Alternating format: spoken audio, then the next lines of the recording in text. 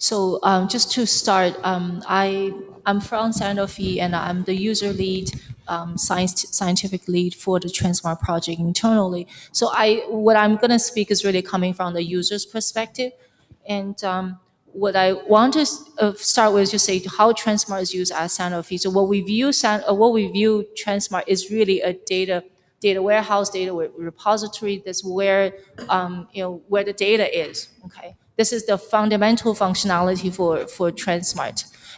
And this what's unique about Transmart is you can not only put, say, not only the clinical, also the genomic data on the transcriptomic, also proteomic, multi-omic data that can actually reside in there, which is a very unique function of Transmart. I don't know any, I'm not very aware of other systems can really mash up these multi-omic data based on patient individual at the individual level. Other ones they might mash up at say gene level or protein level, that kind of So it's really a data repository for multi-omic and clinical and research data altogether. And then we have these, three sort of main pieces on top of it: search and browse, analyze, which most of people call Data Explorer, and also the R API. Again, I want to stress we have two distinctive population of users. This is representative of the research scientists, and what they will use is the search and browse to find the relevant, I'm studying on some diseases, maybe there are some relevant information in the repository that I can use already. So this is to find the relevant studies. I can also generate some hypotheses using the simple interface, using the Analyze or Data Explorer. To generate, this is really single study data export, and also in understanding of exploratory analysis based on single study. But we also have some expert users, so those are informaticians, and what they will do is they want to find some relevant study. This is also a functionality that they will use, but also they will primarily use the R API, to be honest. They want to retrieve data, relevant data, but not only one study, but batch data export, multivariate analysis, and cross-study, or so-called metadata analysis. And this type of analysis, I think, is reflected also in case talk in terms of advanced genomic analytical capabilities, cross-study analysis. We're doing mostly in our environment. Obviously, that's not the best user interface for that kind of analysis. So the requirements really come down later. So this is sort of a summary of what's going on in Sanofi. The the key element that we really liked, obviously, is a lot of the data support. MicroRNA, proteomic, and other ones is really fantastic. And the other ones, I'm not going to go over all the details. But looking forward, I really want to say it's a value proposition for users base to guide the roadmap. So what I think is, the first is really we have to have the system itself has to have a robust performance itself. Make it do really, really well what it can do right now. It don't have all these different sort of small quirkiness happening here and there. So I have a whole bunch of, in terms of say system debugging, tuning, making sure the performance, this is technical performance. Also in terms of functionality performance, also has to be really robust. It works as a way user expect to do. It doesn't work as say developer thinks the way it is. And we often get into this conversation in terms of it's a bug or it's a functionality new requirements. To me, if something does not function as the way as the user expect, it's a bug. Okay, it's I don't want to go into more discussion on that one. So the next one is the data. I don't want to say these two things is sort of, this is the most critical and this is the secondary. I think these are equally critical. So data is really the currency, among scientists. I think Magali's talk, when people ask her what's the most difficult for her for the Orion project that she encountered, she's actually say it's data sharing. From convincing scientists to share data. And data is really the critical, the blood in translational research. So what we can do for Transmart is really making the data model, making it really fits the translational research, whatever what's doing now, and also anticipate the new analytical needs, right? Making sure that this is the go-to. Hello? So Transmart to become the go-to platform for curated public data. Right now, there are multiple public data repositories, but they are not really functioning as an analysis-ready data repository. So I think this is where very sweet spot Transmart can play. And getting data in and out, we have the functionality right now, but it doesn't. Sometimes it doesn't we cannot get the data specifically data set out. It has some issues in there as well.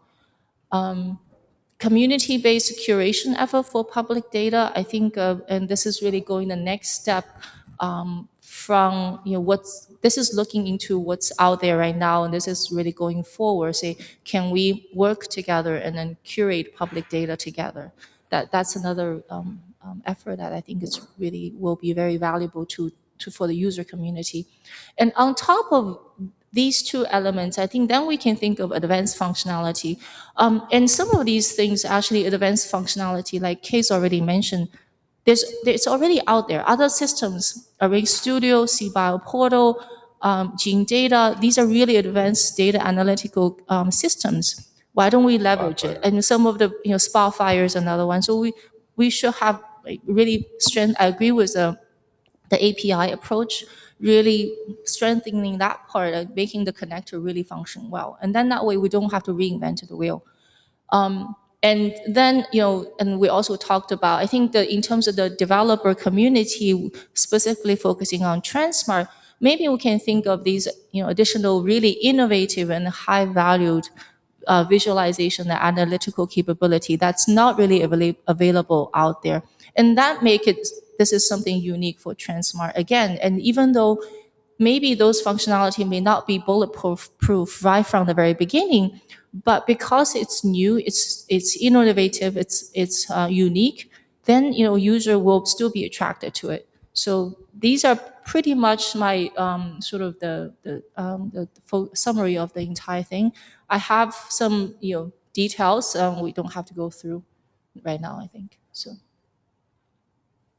Okay, thank you, Sharon. That's great. I think that really sets the framework. What I'd like to do. Ken might have a few comments. Yeah, Ken, do you want to have an introduction? Sure. I mean, I think that there's been a lot said about the architecture. I'm new to Transmart, but I'm not new to software deployments and enterprise deployments. And to grow this community, there's just three basic truths in order to do this. It's like basically you got to push deployments, education, and ease of use. And in deployments, when you go to, I just went to a workshop on big data analytics, and I was amazed. They didn't ask us, they didn't have a work terminal set up for us. They just said, bring your laptops. We brought in our laptops, and they go, okay, you all have AWS accounts. Let's bring up a node. Now you're going to bring up 10 racks. Yeah.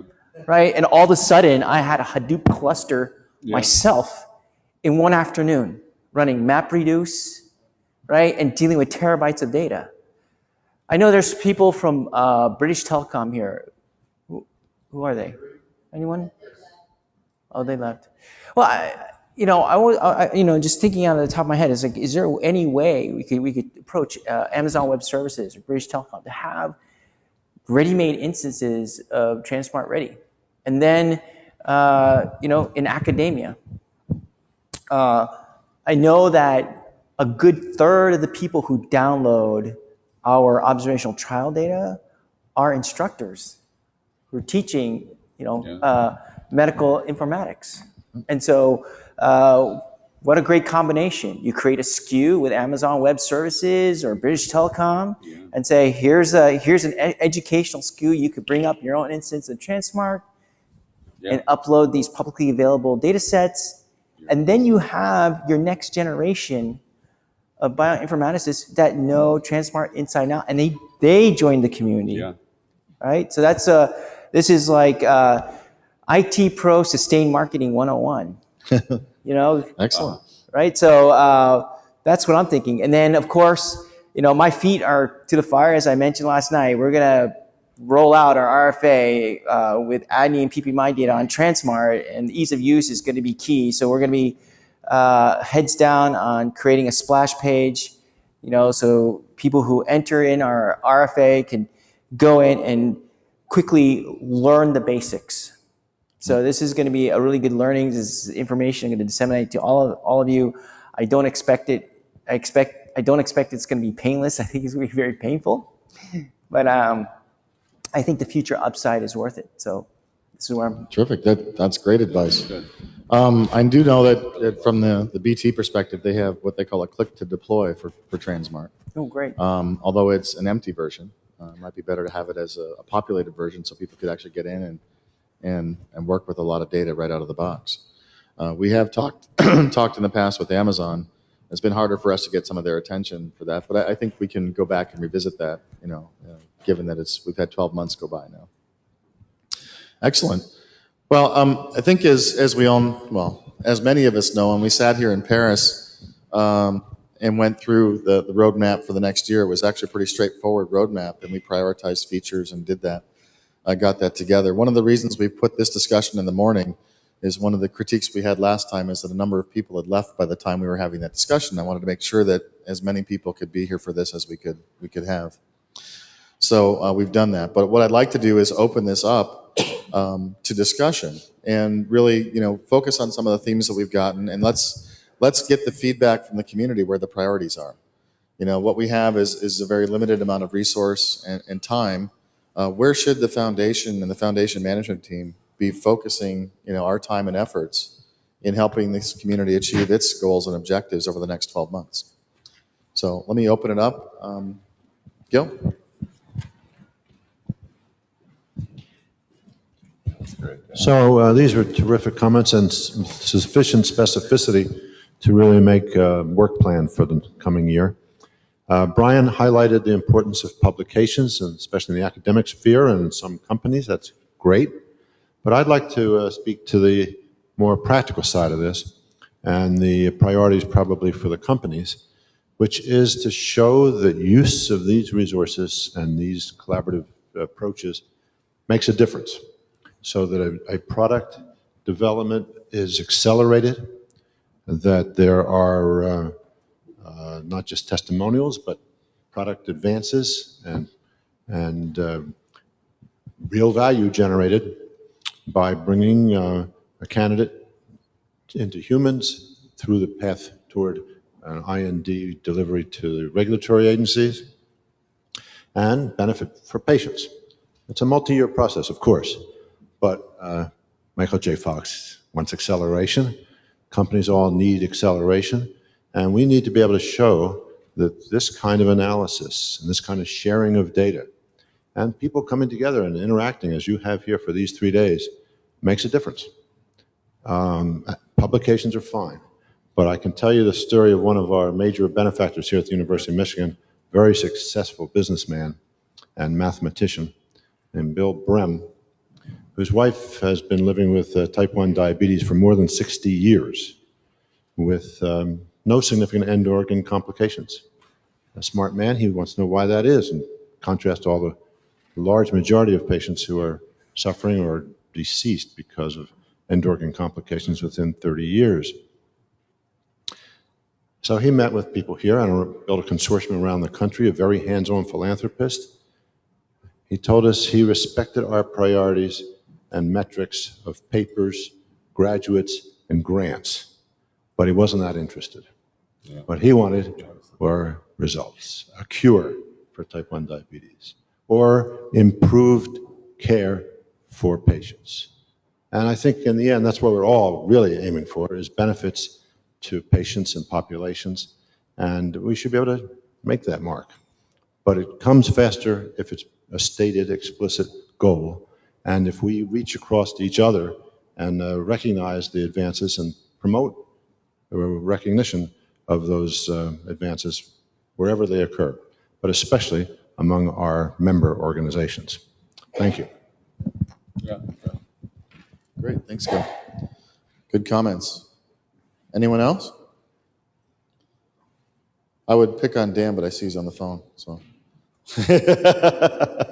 So here's one of the things Ken and I were talking about last night to some of Gil's efforts. I know in working with CHDI, one of the kind of concepts that people had there was that if we could just get the data out there in a form that people could work with, that somebody out there is going to find something that's actionable and interesting. How do we make that happen? And one of the things that I've thought about in terms of a roadmap for us along the content side is, we've been pretty successful in bringing together people for hackathons and doing code merging and code development. We're going to hear about the results of our hackathon over the course of this meeting this afternoon. Hopefully great stuff is there. We're going to get a demo, right, Jay? A live demo, just like Paul does? Okay. We've also had, some very good results with testathons, getting people out there to use the platform, work on the platform, report bugs.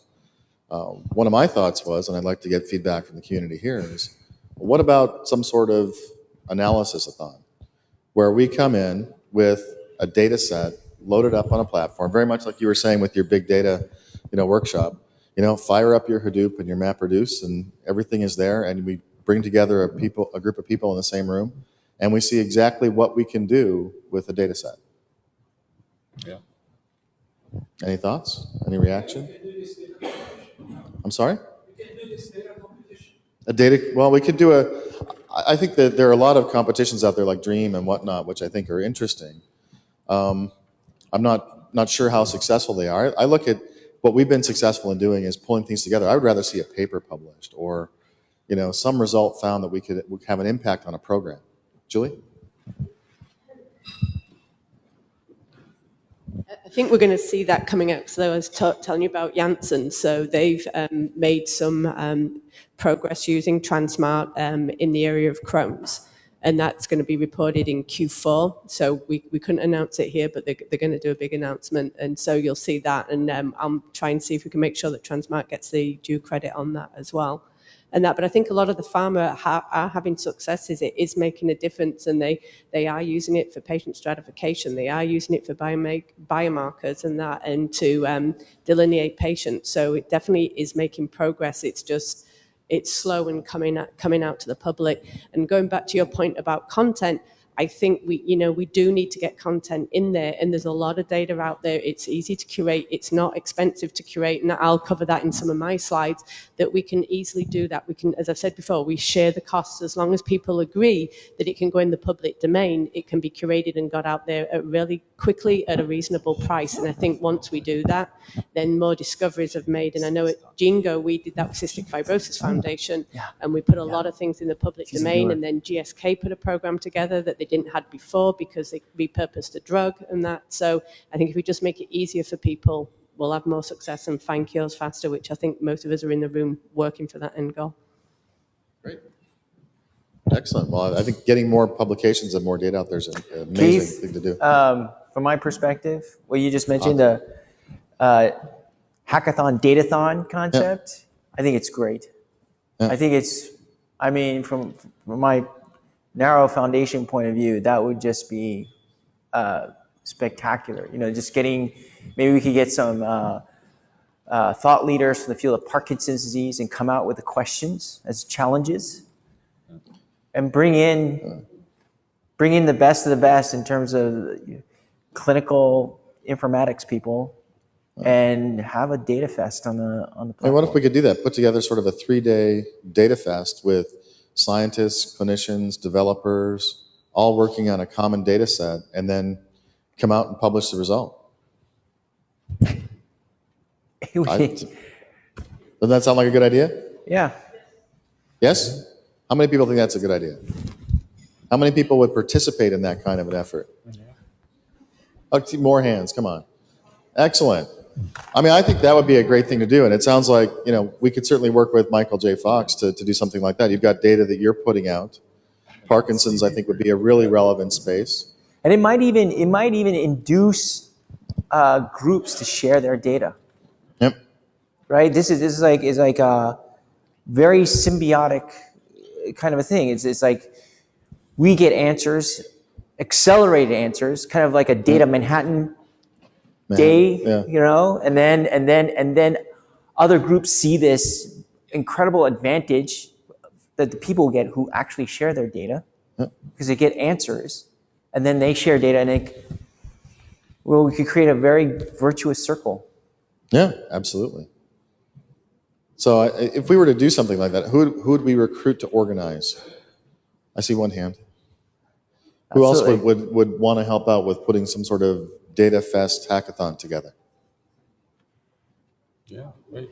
Content All the guys all here. over it. Excellent. Okay. Well, it's an obvious stuff. I'm for going to us put you because guys all on it's the gonna hook. focus a lot. And, I love it's that gonna turn on this idea. education piece, the cloud piece. Yeah. I mean, I think there's a big it'd be a great force accelerator. multiplier in this thing. And we could look at bringing new people doing to the maybe a community. couple of themed kind of events. One maybe around Parkinson's.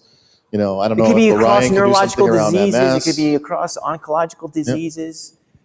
Yeah. It'd be fantastic. Well, I think we could put together a program of maybe a couple of those over the next 12 months that would be a nice measurable as well. Pulling people together, executing those, and actually having some write-up of results.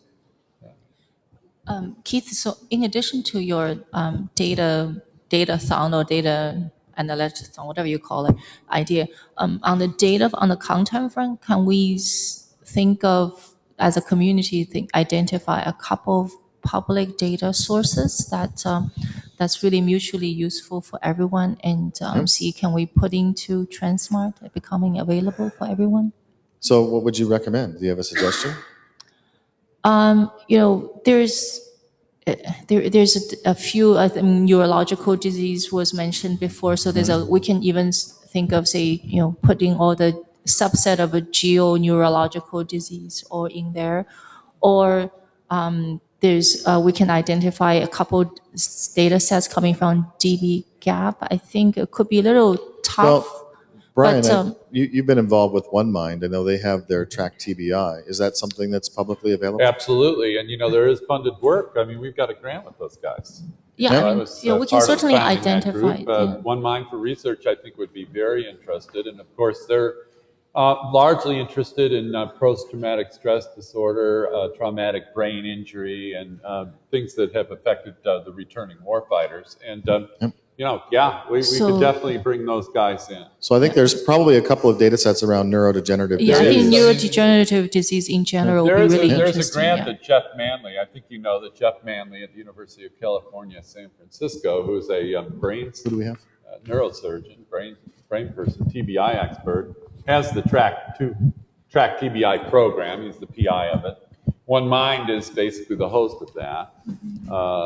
As a member of their scientific advisory board, founder, I think we could do it. Okay.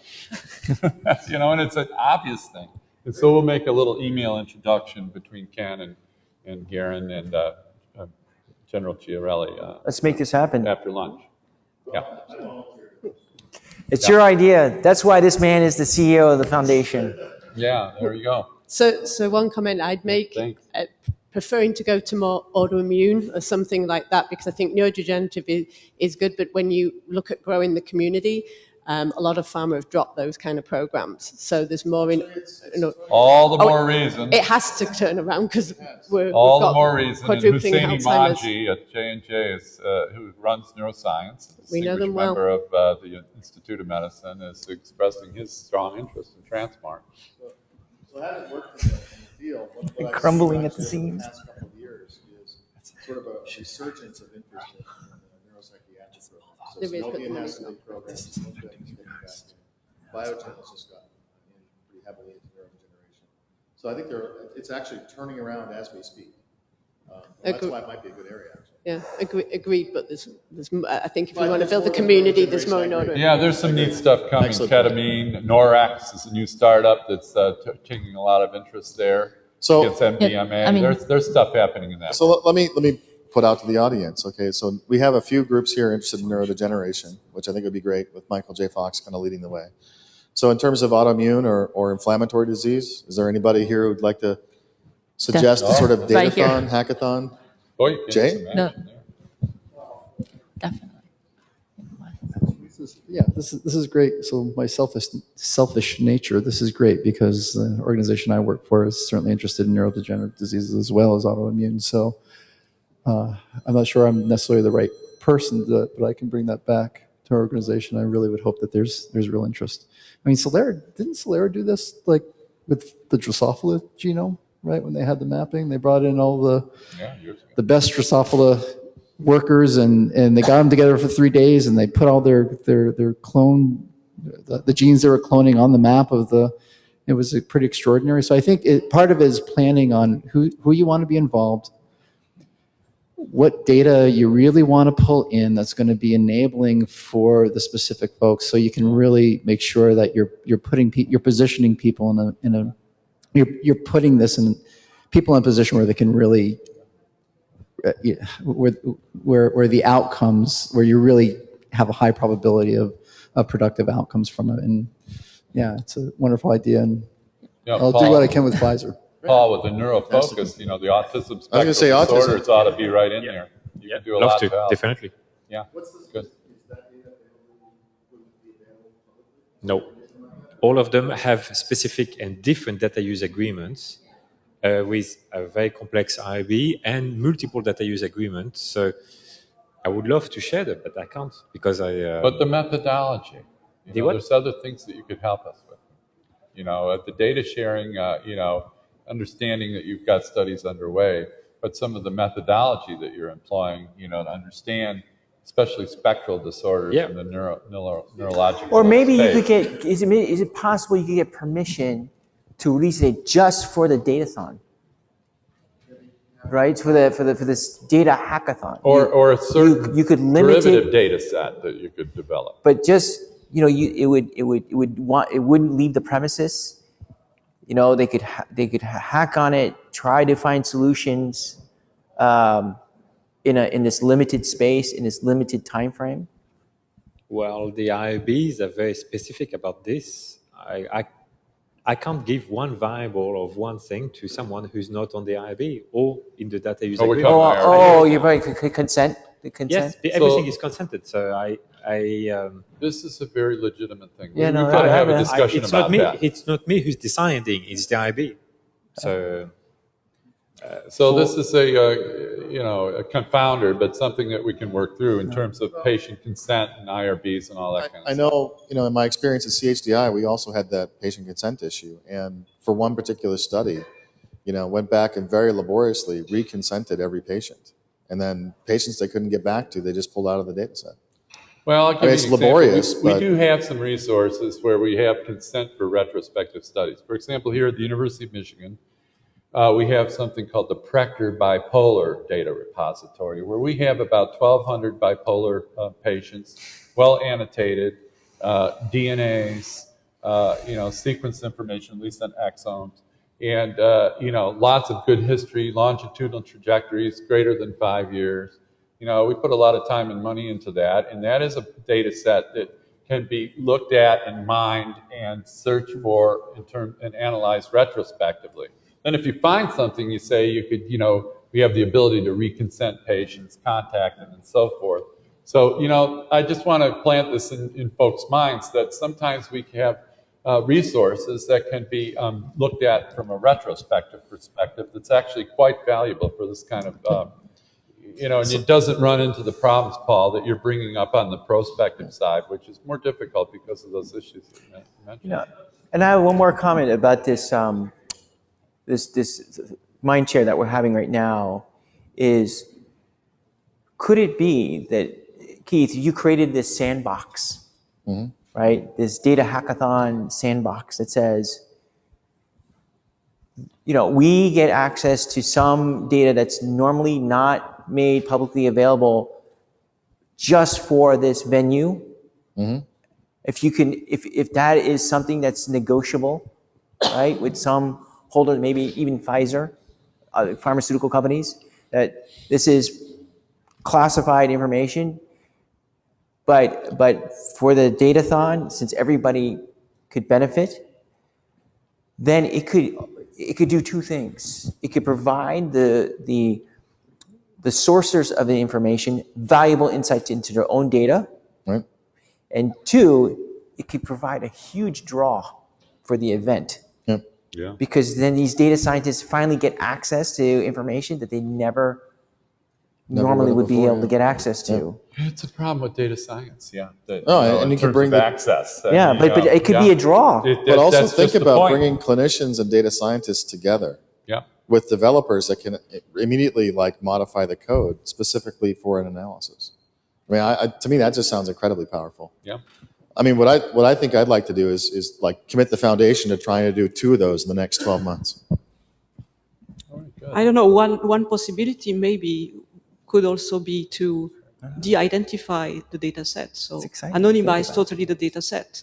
So it depends what you want to do and what kind of data you have, but that's also a possibility. Then you can freely analyze it and share it. Absolutely. In fact, I think, have you guys, have you de-identified the data sets that you're working with, or are those things that would have to be protected? No, all the data sets that we have are de-identified. So they're all de-identified themselves already. So excellent. There's no problem from that perspective. There's still IRB issues, I think, to Paul's point. Oh, yes. What do we got? Oh, you're going to make me put on my glasses? Here you go. I can't read it either. Yeah. Okay, one of us is going to have to. Oh, I've got mine. Here we go. Okay. Would it be more impactful for patients and pharma to have data fest on some rare or ultra-rare diseases? That's an interesting question. The issue with, I think at least the rare and ultra rare, the data availability is more scarce than the other disease area. One of the things I've seen is with rare diseases and ultra rare diseases, you often have very well organized communities that have brought some of that data together. Not universally by any means, but you have pockets. Again, I think Huntington's disease is a good example where you have a foundation like CHDI that's organized patients and organized data and is characterizing things with large scale clinical trials. There are pockets of those in the rare and orphan diseases. But in general, I think you're absolutely right. Was there another question there? Okay. Another thing is the question of the rare and ultra rare is a little bit different from the question that you pose in the for the other disease types. Yeah, true. I mean, I like the whole concept of organizing something around Parkinson's or even more generally neurodegeneration. If we were to do a second one, we heard Julie talk about autoimmune disease.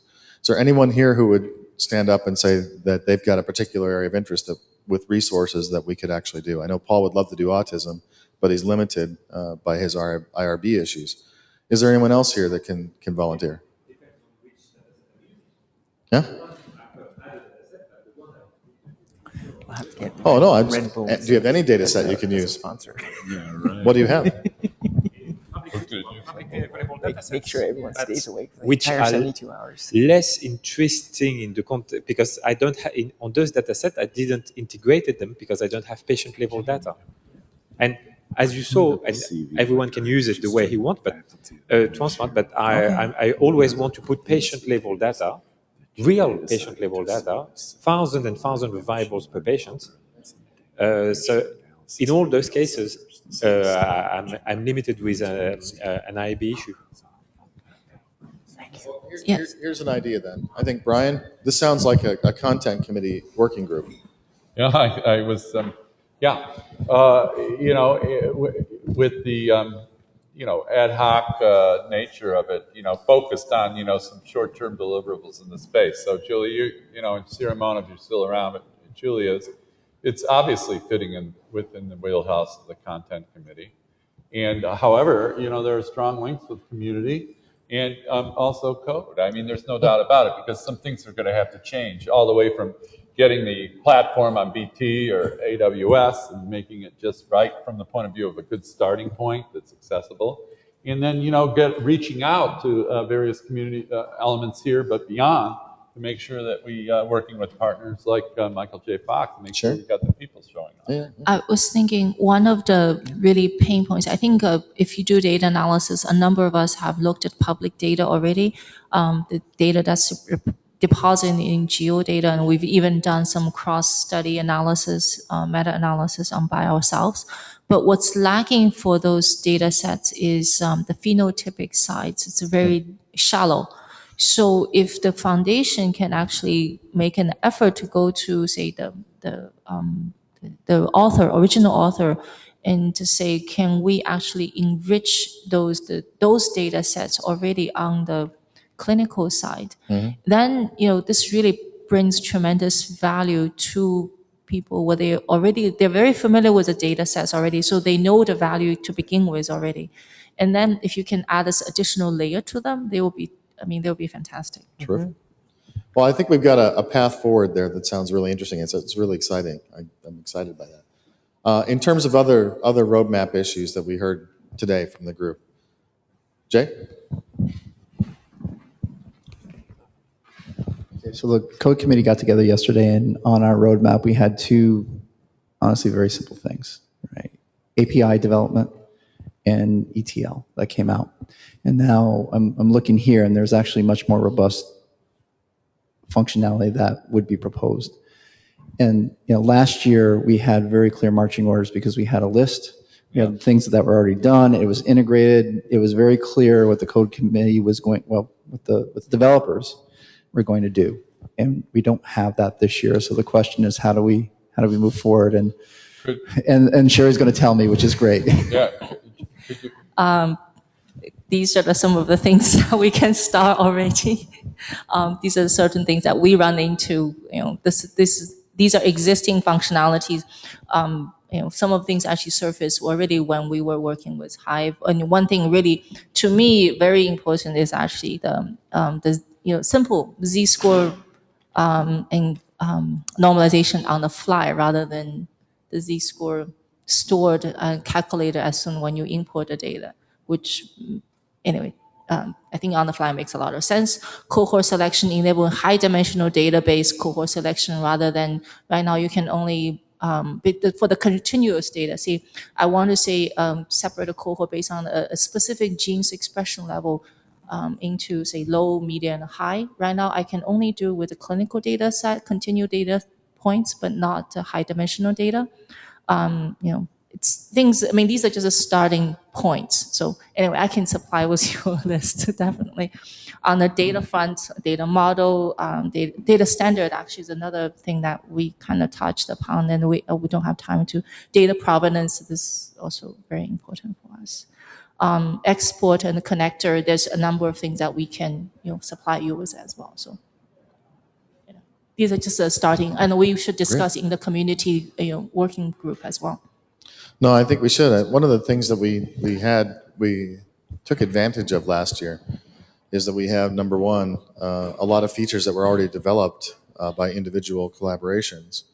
And then secondly, we had developer resources coming from eTrix and from Trait that were specifically working on some of this integration.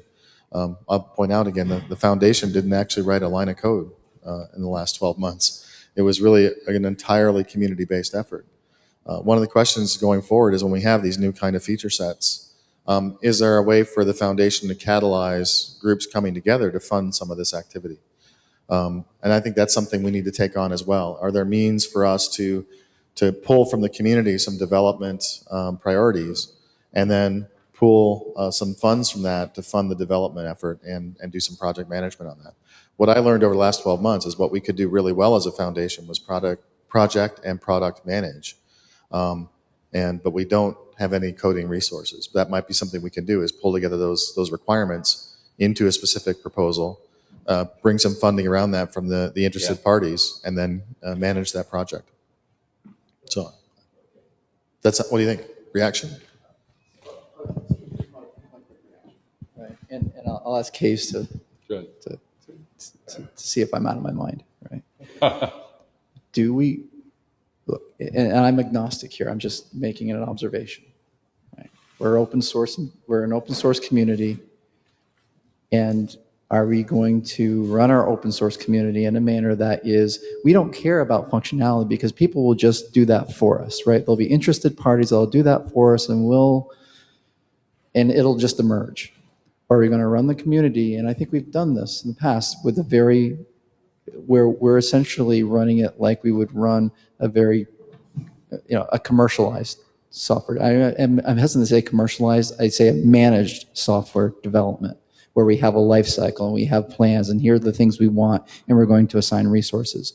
And we know that the latter can work, right? And maybe that's where we need to go. But I think we ought to talk about that a little bit, because it does have an impact on how we manage the roadmap from the foundation in terms of how we expect contributions to be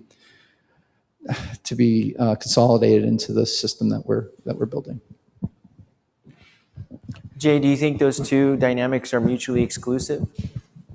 Well, we know from Cal that they're not, right? We know from Cal that they're not, at least in Open Clinica, because I think and we were talking about what percentage of the code is actually provided by the community in ad hoc contribution versus the part that Open Clinica as the company manages and manages the roadmap. So I don't think they're mutually exclusive. I think there's clear indication, but what was the fraction between the two, Jay? I think I remember, but Cal's going to have Cal, you're right there. What was it just between the code base that's managed by Open Clinica versus this contribution of code from the community? Just in terms of fractions, I would imagine that you control the majority of it, and then you have things changing on the end. Yeah, it is in terms of contributions that come in that are kind of de novo from the outside. It's maybe 10 to 20%. Most of it is kind of our priorities and the prioritized list we maintain. We do most of the development, and others will contribute on the edges of that. So that's a model that you see more with other open source projects, like for example MongoDB and 10gen is an example, and it works well. I don't think Transmart is like that, because there is not one company that does the majority of the Transmart developments. I mean, there are obviously some parties that contribute more than others, but in principle, this whole community is really transatlantic, first of all. Yeah. And second, it's really also divided over commercial and academic. So Transmart is from the start really a collaborative, distributed development. And I would hate to see, one company take all of that. I think that the power of this community is in that distributed nature. I think that also the open source nature sparked discussions like we just had, which quite stunned me in a positive way. It means that what we're doing here transcends just a software package. We're really looking for new ways to interact and to bring that open source mindset to even doing research, which is fantastic. But that as an aside, I haven't answered your question, Jay. And it's a very difficult one. I do think that if you look at communities like Linux, Drupal, etc., what you can do is, as a community, come together, identify the core group, which is there today. I mean, we saw the awards. There are a couple people that are really major contributors, and they will be for the foreseeable future. And their organizations where they work have a vested interest in continuing the Transmart core. So that group is there. And what we can do is make sure that that group continues to have the resources to work closely together and to work on, for example, code commit guidelines and APIs.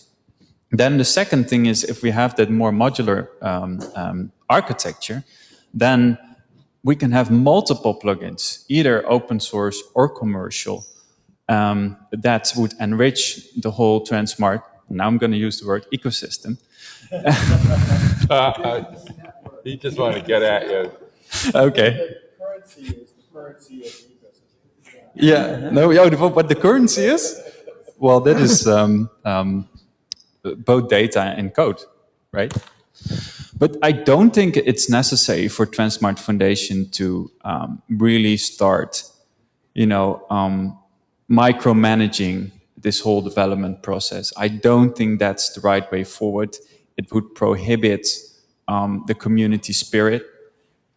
Of course, Transmart Foundation could pull a couple of harmonies together and academic centers or other organizations around a specific topic and write an RFP. I could see that happen, but it has to be in the same guidelines. Like any company could do this. Let me give an example. UI development was mentioned by Brian earlier. I can tell you it's very difficult to find funds to do a UI revamp for Transmart. Like my development team is aching to do it, but I keep telling them, no, I cannot fund that. Trade doesn't want it. None of our pharma customers want to pay for that. So we cannot work on improving the UI.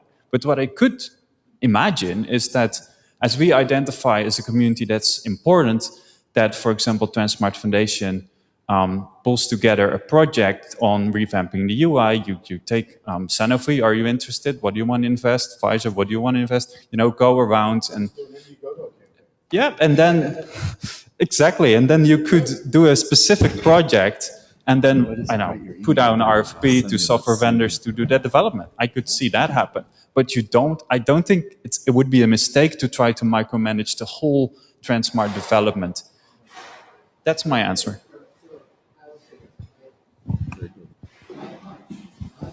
Hold on, Jay. They're bringing you a microphone.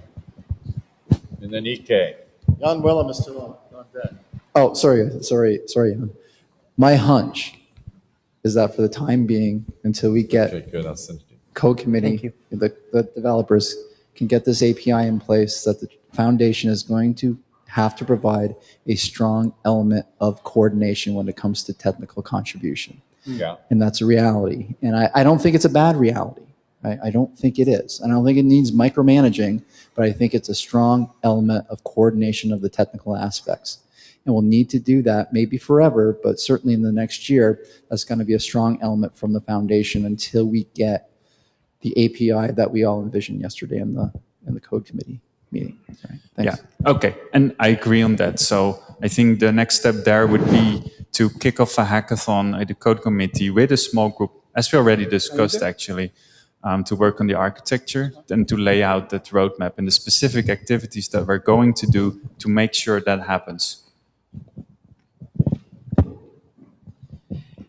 Sounds like an action item there on the roadmap. Yeah, good.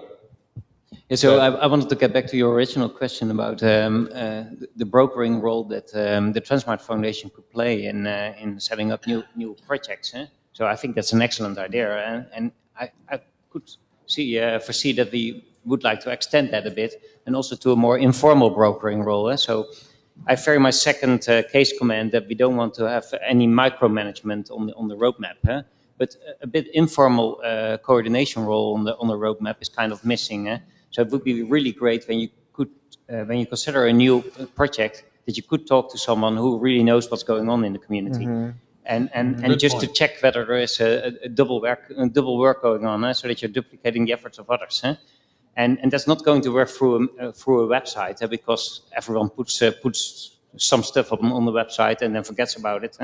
But yeah, but you would like to know what's going on seriously before you take up a new projects, and a brokering role there would very much be appreciated. Well, I definitely see that. I don't know who was responsible for the fourth C that we talked about over dinner, but I have a suspicion.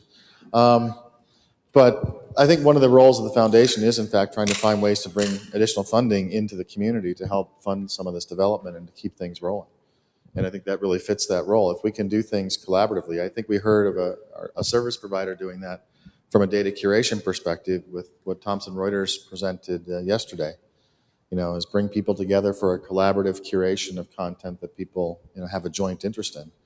I think also from the development, if we have, sets of features we can organize around. So I think we need to, as a community role, think about how we can be effective in that and how we can bring things forward.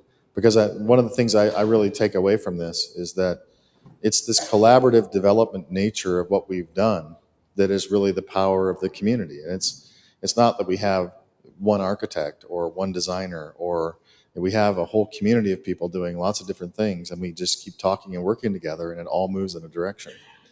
And the foundation sits here as sort of a catalyzing hub node to make sure that there's communication, that there's cooperation, if people want to be. There's a lot of people working on Transmart that aren't here and aren't represented here. But the ones that are really interested in working together and collaborating. I see that as the role for the foundation. And Keith, can I add quickly? Yes, I think what Jan Willem said is practically the definition of the community manager, right? Yes. And you are hiring community manager for Europe as well. So, yeah. If you look at the Raspberry Pi Foundation, for example, they have one person that is always writing blogs, looking around at what are people doing in the Raspberry Pi, and taking photos of that. We need someone like that, basically, to show and constantly tell about all the cool things that people doing at Transmart. Sometimes it's just that one key function that makes a product, when it just absolutely takes off. And I'll give you one really interesting anecdote, my tenure at Microsoft. Our first enterprise customer for the Exchange email system was Boeing Company. And I could very clearly remember that day where our account manager went into Boeing. We're going to seal the deal on the licenses of the first, enterprise license of our Exchange server within the Boeing Corporation. And then they came back to us and said, there's one thing that we wish we had. And we're like, what?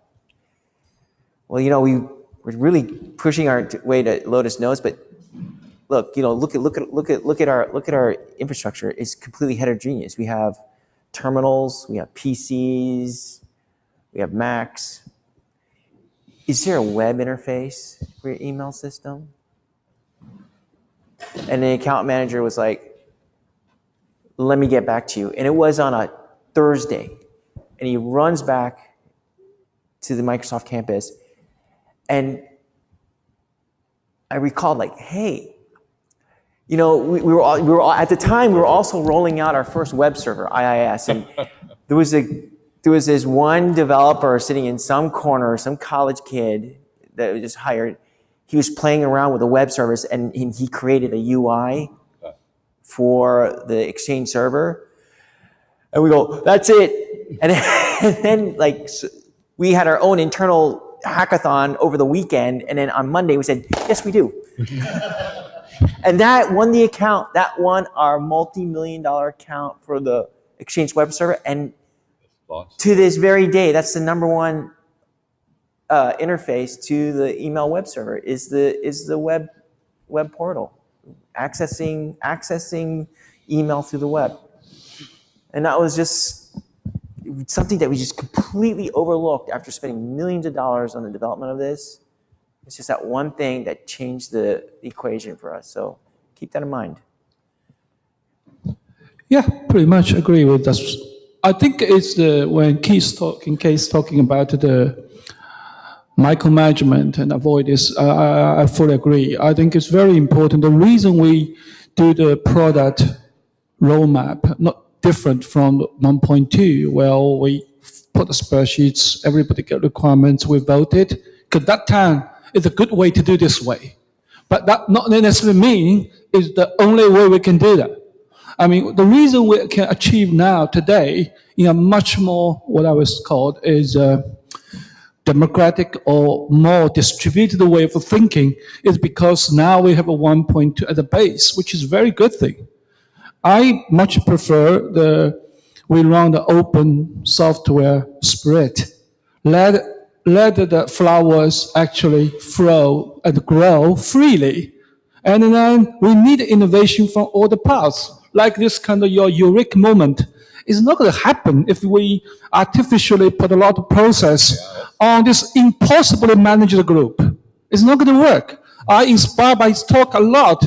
If I'm not listening to this talk, I was thinking differently. Mm-hmm. So what I think we have to do is make this foundation as a communication forum. Yep. Right? Let's the idea flow. People here are genius, most of them, right? So let's people flow. I don't think we have any means to please the free thinking. It's impossible. Perhaps it's a case of making the features known. Yeah. Right? And seeing what sticks, and then making sure the entire you pick the best flowers, right? but you have to let them to grow first. Right. So some point, we got to really think about developing 1.2 for a uniform base is very different, because this one we want a solid, right? We want something we can have a base. But now we start thinking about what is the right thing to do, what is the everybody wanted to do. So this we need a lot of communication rather than too much process. I actually agree with fully. Yeah, maybe Florian, you want to chime in on this as well. I mean, there's this. Where is Florian? Let the flowers grow. Oh, I'm looking. Where's Florian? The plugins and the core we have to manage. I really have nothing else to add. I mean, you said everything, and Ike confirmed as well. That's the way to go, I guess. Mm-hmm.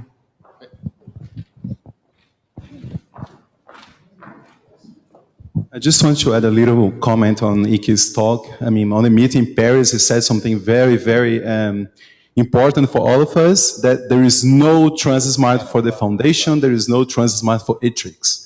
We have like only one Transmart, and we could feel this on the release of the 1.2 version.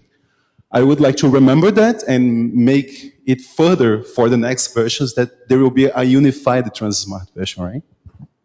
No, I think that's been critical, is bringing everything to one base. And one of the things that people have done is like Ubuntu with things. They have sort of a development version and a long-term supported version. That's something we could consider, is having a really stable version that we're going to sit on, and it's going to be tested, maintained, supported, made more robust over time. And then another branch where people are really doing whatever it is that they think is the right thing to do. And then we pick, exactly. That seems like a reasonable concept to me. Great. Let me see. Any other questions or comments? I know we had one on the phone. It basically was focusing back again on the data loading and data curation as being one of the stumbling blocks to getting things in. And I think that speaks as well to sort of a datathon, hackathon approach, which is getting stuff in, making it work. It might be interesting to have some sort of hackathon on ETL, where we're looking at real new methods and new means. I know we have, Elevate. I was talking with the guys there. They've got some new ideas and technology around, more rapid data loading and curation. That might be an interesting concept for a hackathon over the next 12 months as well. Okay. Let me see here. I think we've run out of time a bit ago. Oh, yep, we did. So, is there anybody else want to make a comment or kick in anything here? Anybody want to make a summary of what they've seen? Paul has something there. Paul? Anyone else? No, I'm just kidding. On this slide, I'd like to make a comment when I see data models with an S, and to create additional data models for all. I've integrated RNA-seq, all exome sequencing data, all genome sequencing in the same data model, in the I2B2 data model, because I want to do fine-grained correlation with phenotypic data. If you don't want to use I2B2, fine, but use the same data model. It's the S, my issue. Having an issue, because if there's an S, it means different databases, and the connection between all of them will be hard-coded and by certain use cases, and you won't have everything. I've chosen everything in I2B2, so that's why I was able to make all those different kind of correlations. And having an S, I think that's an issue for. Paul, I think in this case, I am really coming from the user's end. Okay, so this is what I would like to do, to be able to cross these different data types and index on individual level. Okay, from both ends. I think what I heard is that that's what you've been able to do by adopting an existent data model. Oh, okay. Never mind. Because that's what because I use the same data model. That's why it worked. So, Paul, we've been arguing on this topic more than a year now, right? Oh, more than that. We'll never come to the same stance. But I think the great thing about Transmart is you are able to use Transmart in that way. I envision also other ways, building the data models for genomics data in there and doing more advanced analysis. And we're both part of this community. Yes. So, great. But that's what I've been repeating. Everyone can use it the way he wants. And I've repeated that many times. But my concern... we need to expose these data models and make sure that we're clear about them and that we don't get kind of, noise in the system because we don't understand them. Well, so we really need to expose this more. Right. And we need to expose the functionalities that are being utilized or not being utilized and kind of rectify some of the historic problems there. It's a good conversation to have, and we're going to continue to have it for a while. And I can see that Hausman's got some ideas on the subject. Well, the first one, I think both Kees and Paul are right, as always.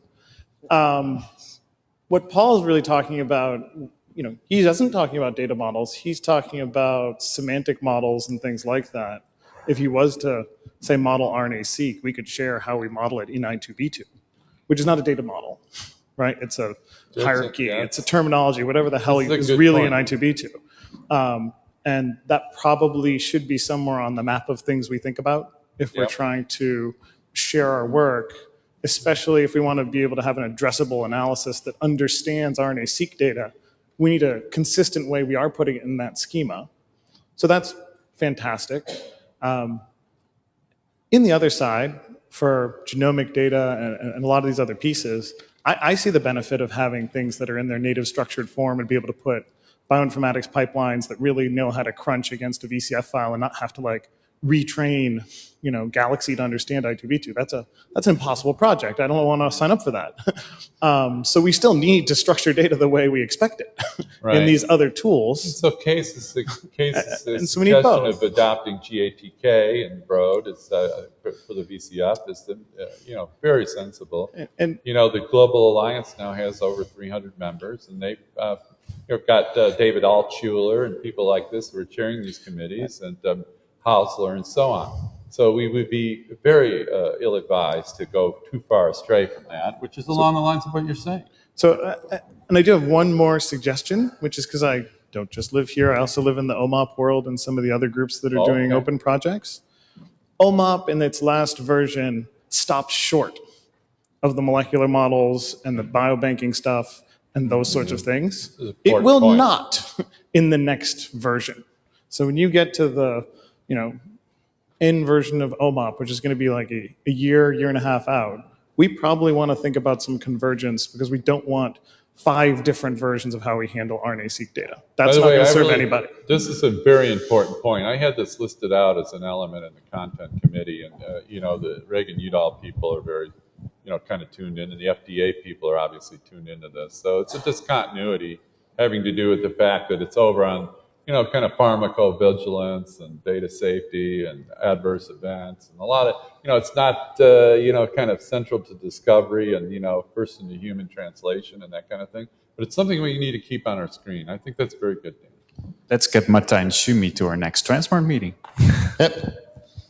No, I think these are all excellent discussion points and comments. And I think one of the great things about this community is the diversity of views, and then how we can open up that diversity of views and then come back and agree on a path forward. Yeah. And that, I think, is really what is the strength of our community. So it's fantastic. I want to thank the panelists for catalyzing the discussion. Thank the group here for participating in that discussion. Particularly all of you. I believe we have a time now for lunch. Looks like lunch is already back there waiting for us, and then we reconvene at 1 o'clock.